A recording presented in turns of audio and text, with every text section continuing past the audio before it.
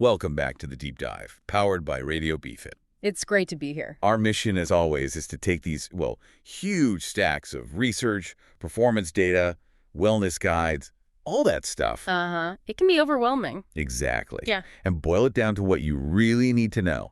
And I'm thrilled to have our expert guide here who makes even the dense stuff sound, well, pretty fascinating. Oh, thank you. It's always a pleasure. And I think today's topic is one that's caused so much confusion for, gosh, decades now. Right. Yeah, and our listeners are always asking for clarity. That's what we try to deliver, much like, the great resources over at bfit.ai. Absolutely. Clear, practical advice, no nonsense. Exactly. And you mentioned confusion. Because the nutrient we're diving into today, it's one that's been, just completely misunderstood for maybe 50 years. It's kind of baffling, actually. It really is. We're talking about dietary fat. Right. For generations, fat was just the ultimate nutritional boogeyman, wasn't it? Oh, absolutely. The villain. And if you're listening, you probably remember the fallout from that. Oh. The 80s, the 90s, everything suddenly had low fat slapped on the label. Everything. Yogurt, cookies, crackers. Right. But here's the kicker. People who followed those diets often found themselves, constantly hungry or fighting cravings. Or just feeling off. Yeah. Like perpetually cranky or maybe a bit foggy upstairs. Precisely. That's the hook. That low-fat era didn't just potentially impact our physical health. It really messed with our minds, too. Yeah, and it wasn't just about willpower, was it? Yeah. It feels like it was a fundamental misunderstanding in the advice we were getting. It absolutely was because, think about it, when you take fat out, you often lose flavor and texture. So what did manufacturers do? Pumped it full of sugar and refined carbs. Exactly. You ended up with these nutrient-poor foods that kind of sabotaged your metabolism and your mood. Double whammy. Okay, so our mission today is clear. We've got this stack of sources that completely flips that old script. Right. We're doing a deep dive to pull out the most crucial insights, showing how smart fat choices, and we really need to stress the quality here, are essential. Absolutely essential. We want to show you how healthy fat isn't just about, keeping the lights on. It actually boosts performance, helps stabilize your mood, and plays a big role in longevity and overall health. Fat is a vital ally, truly. And again, if you're looking for a reliable free source to help guide these kinds of choices, those practical swaps, bfit.ai is fantastic. Just clear, actionable articles on fitness, nutrition, wellness. Great reminder. Okay, let's unpack this then. We need to start right at the beginning and sort of officially retire this whole fat is the enemy idea. Let's talk biology. What core facts has modern science shown us that just completely contradicts that old flawed thinking? Well, the biggest mistake of that whole low-fat period was basically treating all fats the same and totally ignoring the really vital functions fat performs.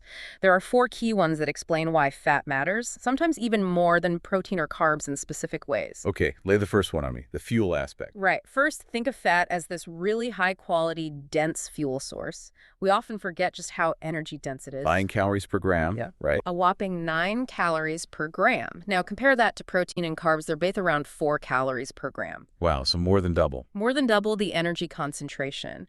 What that means practically is you get a lot more energy from a smaller amount of fat. Which ties right back into that satiety thing you mentioned, feeling fuller. Precisely. And because it's so dense, fat acts as this slow-burning, really sustainable energy source.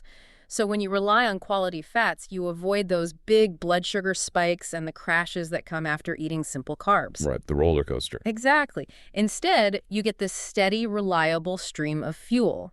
That's crucial for keeping your energy up all day, for cognitive performance, and for preventing that awful mid-afternoon slump. Okay, steady energy, that makes total sense.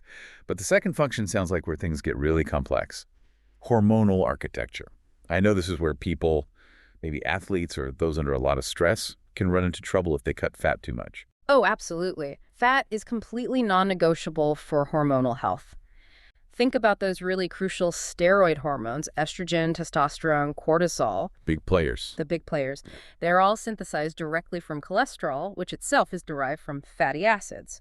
So if you severely restrict your fat intake, your body literally doesn't have the basic building blocks, the raw materials it needs for this vital process called steroidogenesis. Okay, but hang on. If cholesterol is the building block and we're constantly told to lower our cholesterol for heart health, isn't that contradictory advice? How do we square that? That's a really important point, and it highlights the complexity. We're talking about dietary fat providing the necessary components. Your body makes most of its own cholesterol, but it uses the fats you eat as part of that process and for other structures. The quality of the dietary fat is key here. We're not saying load up on trans fats or heavily processed stuff. We're talking about quality unsaturated fats. When you cut fat intake too low, you hinder the production of these hormones. And that can lead to all sorts of issues: chronic fatigue, low libido, poor recovery from exercise, even disrupting menstrual cycles in women. Healthy hormone balance is critical for everything from metabolism to mood, and you just can't achieve it without enough healthy fat. That structural need is huge. Yeah. Okay, what about function number 3, the brain connection? This one always seems to surprise people. It should, because it immediately underscores why quality fat is so important. Get this. Approximately 60% of the human brain is made of fat. 60%? Wow. Yeah. It's structurally fundamental. Think of your brain like this incredibly complex wiring system. Yeah. The fatty material, especially in cell membranes, and the myelin sheath, that's the insulation around your nerve fibers, is absolutely critical for fast, efficient communication between brain cells. So we're literally talking about the quality of the hardware, the wiring itself. Exactly. And not just any fat will do. We need healthy fats, particularly the omega-3s like EPA and DHA. These fats help keep our brain cell membranes fluid and flexible, which is vital for communication. If you don't get enough, those membranes can become more rigid, impairing signaling.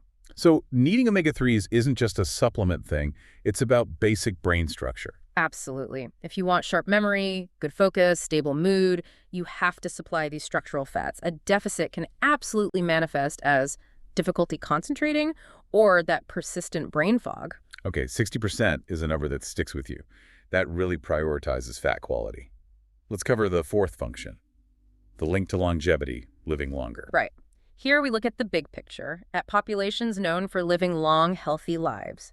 Major institutions, like Harvard Health, for example, have consistently shown that populations with higher intakes of unsaturated fats think the traditional Mediterranean diet, have lower rates of heart disease, less chronic illness overall, and they live significantly longer. And these are diets relatively high in fat, aren't they? They are, often higher than standard Western diets. This longevity link is tied directly to the anti-inflammatory properties of these quality fats, how they protect arteries. It's really clear evidence that the problem was never fat itself, but the type of fat being consumed in, say, typical processed food diets. That sets the stage perfectly. Fat isn't the enemy. It's crucial for survival and optimal function. Okay, let's shift gears now into part 2 and dive deeper into that emotional and mental side beyond just the physical. Yes, let's talk about mood, that cranky or foggy feeling we mentioned. Yeah, the low-fat hangover. Exactly. It's often not just psychological, like frustration from dieting. It's chemical. There's a really profound, measurable link between the quality of fat you eat and how your brain manages its chemistry and regulates your mood. I definitely remember those zero-fat yogurts back in college, thinking we were doing the right thing. We all did. But really just setting ourselves up for, like, a metabolic time bomb of low-grade irritability. It's so common because it's rooted in biology. What's really fascinating is digging into fat's role in the nervous system, especially omega-3s again. Multiple studies, including those cited by the NIH, show a direct correlation. Higher omega-3 intake links up with lower rates of depression and other mood disorders. Okay, so how does that work? How is eating fat reducing depression? It sounds almost too simple on the surface. Well, the mechanism is complex, but the effect is pretty clear. Omega-3s, especially EPA, are powerful anti-inflammatories. And we now understand that chronic, low-grade inflammation in the brain is increasingly linked to mood disorders and cognitive decline. So calming inflammation in the brain itself. Precisely. By eating these anti-inflammatory fats, you're helping to calm that neural environment. Plus, these fats directly support the production and function of key neurotransmitters. Serotonin is a big one. The feel-good chemical. Exactly. Serotonin is crucial for well-being, feeling satisfied, happiness. So you're literally giving your brain the raw materials it needs to regulate its own mood chemistry optimally. So for listeners maybe dealing with general anxiety or just wanting a more stable emotional outlook, part of the solution might actually start with their diet, adding some fatty fish, maybe some walnuts. It's a foundational piece, absolutely. And let's connect this to the stress response, too, because that's huge in our modern lives. Right.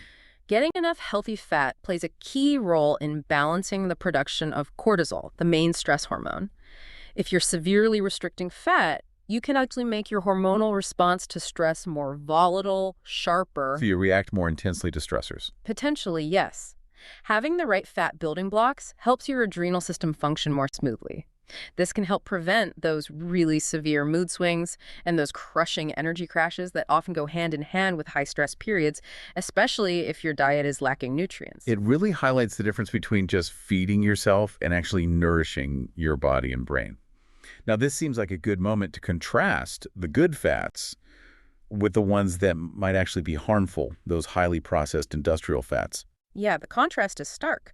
While healthy unsaturated fats support brain signaling and fight inflammation, diets overloaded with highly processed fats, think trans fats, partially hydrogenated oils, or maybe heavily refined seed oils found in a lot of junk food. Usual suspects. The usual suspects, they can actually impair brain signaling pathways. Some research suggests that constantly consuming these types of oxidized inflammatory fats might contribute to worsening anxiety and general cognitive issues. So the quality of your fat is a direct input into your mental resilience. Wow. So whether you're trying to get mental clarity for a big project, manage stress better, or just have more even energy all day, focusing on high-quality whole food fats seems like a direct line to better mental well-being. Which leads us perfectly into the next big question. Metabolism. Yes, the metabolic side. Okay, let's tackle the big one for many people. Body composition, weight management. We hear it all the time. Fat makes you fat. So how do we reconcile this mood-stabilizing, brain-building super nutrient with trying to maintain a lean physique? Can eating fat actually help you lose fat? This is where we get into metabolic flexibility. And the answer is yes, absolutely. Eating the right kinds of fat can make fat loss much more sustainable, more effective, and frankly, less miserable psychologically. Yeah. It really comes down to the metabolic benefits and understanding the quality of the calories you consume. Okay, let's start with the most immediate benefit people feel. Satiety. Feeling full. Satiety is absolutely key for sticking with any eating plan. Fat, unlike carbs, which can digest quickly, takes a good amount of time for your body to process. Right. Healthy fats slow down how quickly your stomach empties. This means you feel fuller for longer, and those signals telling your brain, hey, we're satisfied, are stronger and last longer. Which helps avoid the snacking and overeating later. Exactly. It prevents those sharp spikes in blood sugar and the big insulin surge that follows, which often triggers more cravings and that rebound hunger feeling. If your meals leave you genuinely satisfied, you naturally tend to eat fewer calories overall without having to rely solely on sheer willpower. That's the practical win. But let's go deeper into the mechanics. Our sources mention medium chain triglycerides, MCTs. What's their specific role in mitochondrial efficiency in our cellular power plants? MCTs are interesting because they demonstrate metabolic flexibility really well. Unlike longer chain fats that need bile and complex transport systems to be absorbed. Right, the usual process. MCTs get absorbed very quickly and go straight to the liver. And there, they can be converted almost immediately into energy, often as ketones, even if you're not on a strict ketogenic diet. So they're like a rapid-release fuel source, bypassing the usual glucose pathway. Pretty much, a clean-burning fuel. This quick absorption supports mitochondrial function, helping your metabolism run more efficiently. For someone looking for quick energy for their brain, or maybe before a light workout without relying on carbs, MCTs can be beneficial because they're preferentially burned for energy and not stored as fat easily. This focus on quality and how the body uses fat leads us right to a key study. We really need to talk about that 2018 BMJ study. It feels like a game changer for the old calories a calorie idea. Oh, that BMJ study is definitely landmark evidence. It directly challenged that outdated notion. What they did was track people eating the exact same number of total calories. Okay, same energy input. Right. But the big difference was the source of those calories. One group ate a higher fat, low glycemic load diet. The other group ate a high carb, lower fat diet. So identical calories, different macros. What was the result? The metabolic finding? The result was pretty stunning, especially for fat loss. The group eating the higher fat, low glycemic diet burned significantly more calories every day. We're talking hundreds of extra calories burned per day. Hundreds. Just from changing the food source, not the total amount. Exactly. Even when they were in energy balance, meaning calories in matched calories out notionally, they were just burning more energy at rest. Wow. Okay, so that tells us the body does handle calories differently, depending on where they come from. But why? Why did the high-fat group burn more? Was it just digestion taking more energy? That's part of it. The thermic effect of food is slightly different, but the main driver seems to be hormonal. When you eat a lot of high glycemic carbs, you get a big insulin spike. And insulin is fundamentally a storage hormone. Right, it tells your body to store fat. And it actively blocks fat burning or fat oxidation. The higher fat, low glycemic diet kept insulin levels much lower and more stable. This hormonal shift encouraged metabolic flexibility. It basically trained the body to get better at tapping into its own stored fat for energy instead of just relying on the glucose floating around from the carbs. So this is the crucial takeaway for anyone trying to manage weight.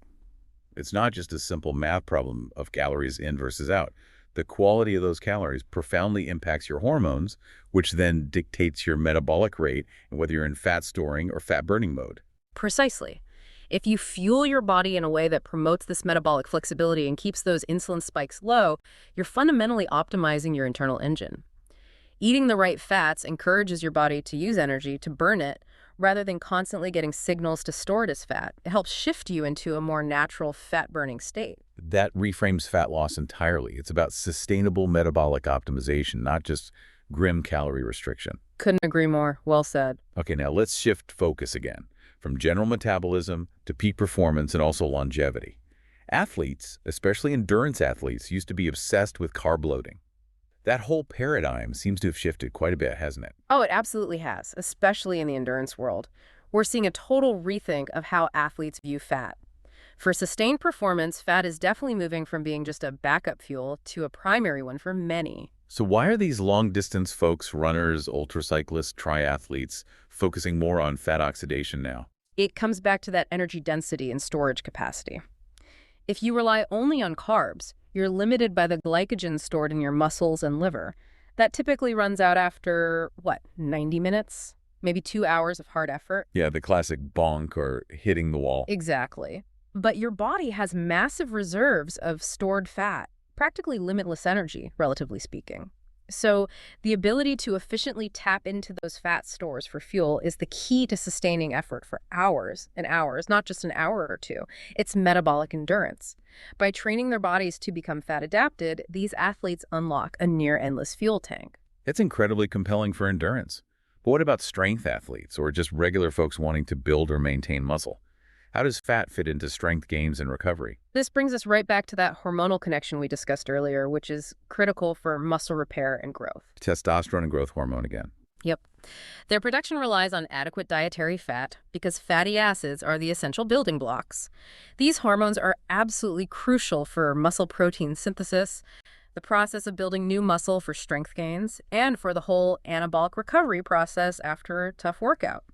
If you want to recover well and build lean mass, you simply cannot shortchange the raw materials needed for these powerful hormones. And beyond hormones, I know omega-3s pop up again in recovery, right, for inflammation. They do, and it's a very direct effect. Intense exercise naturally causes some micro damage and inflammation in the muscles. That's why we get sore, that delayed onset muscle soreness or DOMS. Omega-3s, particularly EPA, are potent anti-inflammatories. So getting enough helps modulate that inflammatory response. This can speed up muscle recovery, lessen the severity of soreness, and basically allow you to get back to effective training more quickly. It's a really valuable recovery tool. Okay, performance covered. Now, the big picture, longevity. What can we learn about smart fat choices from those blue zones, the places where people live the longest, healthiest lives? The evidence from the blue zones is really clear and very instructive. If you look at places like Sardinia in Italy or Ikaria in Greece. These places famous for healthy aging. Exactly. Their traditional diets are not low fat. In fact, their fat intake is often significantly higher than typical Western recommendations, sometimes around 30 to 40% of their total calories coming from fat. 30 to 40%. That flies directly in the face of the low-fat message we got for decades. So the key difference must be the source of that fat. Right. And how it's processed, or rather, not processed. Absolutely spot on. The sources are consistently whole, unprocessed foods, lots of extra virgin olive oil, moderate amounts of fatty fish and seafood, not deep-fried stuff, plus plant-based fats from nuts, seeds, legumes. The Mediterranean diet, which is rich in olive oil, is consistently linked in long-term studies to lower heart disease risk and longer health span. Health span, that's the key term, isn't it? Not just lifespan, but years lived in good health. Precisely. They don't fear fat. They prioritize the right kinds, the healthy kinds from whole foods. That feels like the ultimate goal, living well for longer. And it sounds like smart fat choices are a core part of achieving that. It really seems to be a non-negotiable pillar. Okay, we've established the why, the how, the inspiration from athletes and long-lived populations. Now we need the practical stuff. Let's move into part 5. Yeah. Actionable choices. What are the absolute best fats we should be bringing into our kitchens, and how should we actually use them? Perfect. Let's run through the best fats list based on our sources, because the details really do matter when you're at the grocery store or deciding what to cook with. Right, start with the gold standard, the one everyone mentions for longevity, extra virgin olive oil, EVO. EVO is definitely a powerhouse, especially when it's fresh and high quality. It's packed with monounsaturated fats, which are great for heart health, helping improve cholesterol profiles. But just as important are the polyphenols. The antioxidants. Exactly. These potent compounds fight cellular damage, reduce inflammation, and contribute to its health benefits. Now, I know usage matters here. People sometimes cook with it improperly, right? What's the tip for EVOO? Great point. Because those beneficial polyphenols can be sensitive to heat, EVOO is really at its best when used raw salad dressings, drizzling over finished dishes like soups or grilled vegetables, or just for dipping bread. Okay. Or you can use it for low to medium heat cooking, like a gentle sauté. But you definitely don't want to use your expensive, high polyphenol, extra virgin olive oil for high heat searing or deep frying. You'll degrade the good stuff, and it can smoke. Got it. Low heat or raw. Next up, the omega-3 stars, fatty fish. Yes, things like salmon, sardines, mackerel, herring. These are crucial because they deliver the omega-3s in their most active, usable forms, EPA and DHA. The ones the brain and body use directly. Precisely. These are the fats that directly support brain structure, protect heart health, and actively fight systemic inflammation. The general recommendation, consistent with lots of research, is aiming to eat fatty fish about twice a week. Okay, twice a week. What about the crowd pleaser? Avocado. Avocados are fantastic. They're like a nutrient bomb. You get healthy monounsaturated fats, yes, but also a good dose of potassium, which many people lack, and tons of fiber. Fiber is key too. Absolutely. That fat-fiber combo is amazing for blood sugar control and really maximizes satiety, keeping you full. Plus, they're just delicious and versatile guacamole sliced on toast in salads. Can't go wrong. How about nuts and seeds? Easy to add, but are some better than others for fat quality? They're generally great, but some stand out for specific fats. Walnuts, chia seeds, and flax seeds are particularly notable because they provide ALA, which is the plant-based omega-3. Alpha-linolenic acid. Right. Now, your body has to convert ALA into the more active EPA and DHA, and that conversion isn't super efficient for everyone, but it's still beneficial. Plus, nuts and seeds bring other goodies like magnesium, which is vital for hundreds of metabolic reactions and also plays a role in mood and stress management. Okay, now let's talk about the fats that often cause confusion, the ones that need a bit more moderation, perhaps, like butter or ghee. Right. Ghee, which is clarified butter, and good quality grass-fed butter fall into this category. They're sources of saturated fat, yes, but they also provide important fat-soluble vitamins A, D, E, and K. And grass-fed versions contain CLA, conjugated linoleic acid. What's the benefit of CLA? There's research suggesting CLA might have benefits for metabolism, potentially helping with fat breakdown and body composition. So they can definitely be part of a healthy diet for flavor and nutrients. But because they are high in saturated fat, moderation is generally wise, especially if you're watching cholesterol levels. Okay. And what about coconut oil and pure MCT oil? They're popular too. Similar category. Use thoughtfully. They are popular mainly because of the medium-chain triglycerides, those MCTs we talked about, providing quick energy for the brain and body. Right, the fast fuel. But they're very high in saturated fat, coconut oil especially. So again, moderation is key. Think of them more as specific tools you might use occasionally, like MCT oil and coffee for focus, rather than your everyday cooking staple if saturated fat intake is a concern. This leads perfectly into cooking oils. This is where people get really confused. Which oil for what heat level? Let's try to give a clear guide. Definitely needed. The smoke point is the critical factor here. Heating an oil past its smoke point makes it break down, oxidize, and potentially form harmful compounds. So, a simple guide. Okay. For low to medium heat, things like light sautéing, dressings, finishing drizzles, extra virgin olive oil is your best bet for flavor and health benefits. Got it. What about a high heat? Searing steak, stir frying. For high heat cooking, searing, maybe deep frying if you do that, stir frying, you need something very stable with a high smoke point. Avocado oil is generally considered the top choice here. It's mostly unsaturated and very stable. Other options could include things like high oleic versions of safflower or sunflower oil, or even traditional fats like lard or tallow, but avocado oil is widely available and effective. Avocado oil for high heat. What about just general sautéing or baking where you want some flavor? For traditional sautéing or baking where flavor is part of the goal, ghee or grass-fed butter can be excellent choices. They offer great flavor and those nutrients we mentioned. Just be mindful not to take them to super high searing temperatures. They have moderate smoke points compared to avocado oil. That's super helpful. Right. Finally, we have to address the fats that the sources suggest we should actively limit, the refined seed oils. Yes. The advice is pretty consistent here. Try to minimize your intake of highly refined seed oils like standard soybean oil, corn oil, canola oil, rapeseed, and regular sunflower or safflower oil. Why these specifically? The main issue isn't necessarily the fatty acid profile itself when the plant is grown, but the intense industrial processing they undergo: high heat, chemical solvents, bleaching, deodorizing. This processing can damage the fragile polyunsaturated fats, making them prone to oxidation even before you cook with them. And consuming oxidized fats is linked to inflammation.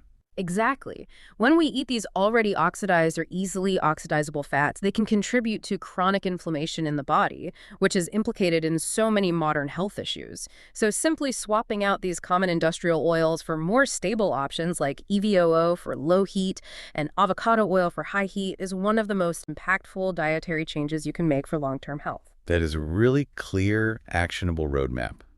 Okay, let's bring this deep dive home. Sounds good. I think the big takeaway, the main theme running through all of this, is that we really need to ditch the outdated fear of fat. Yeah, leave the low-fat craze in the past. Absolutely. Fat isn't the villain. It's a vital, essential ally. We've seen how it powers the body with steady energy, how the right fats protect the heart, and how crucial it is for our brain structure, our mood, our focus. It really boils down to quality over quantity and metabolic intelligence, not just avoidance. So what's the final, most practical piece of advice you want listeners to take away today? Start making conscious choices, starting now. Don't fear fat, just choose it wisely. Make those simple, concrete swaps we talked about. Like swapping the refined vegetable oil for EVOO or avocado oil. Exactly. Commit to getting that fatty fish in twice a week if you can. Start enjoying nuts, seeds, avocados as staples without the guilt. It's not about restriction. It's about deliberately adding high-quality, nourishing fats back into your diet. Love it. And let's end with that powerful idea you brought up earlier, thinking beyond just lifespan to health span. Yes. It's such an important concept. We often just focus on the number of years we live. But the choices you make right now, especially about the fats you eat, have a direct impact on your health span. How many of those years are lived with vitality, with energy, with mental clarity? So choosing smart fats is a direct investment in living well for longer.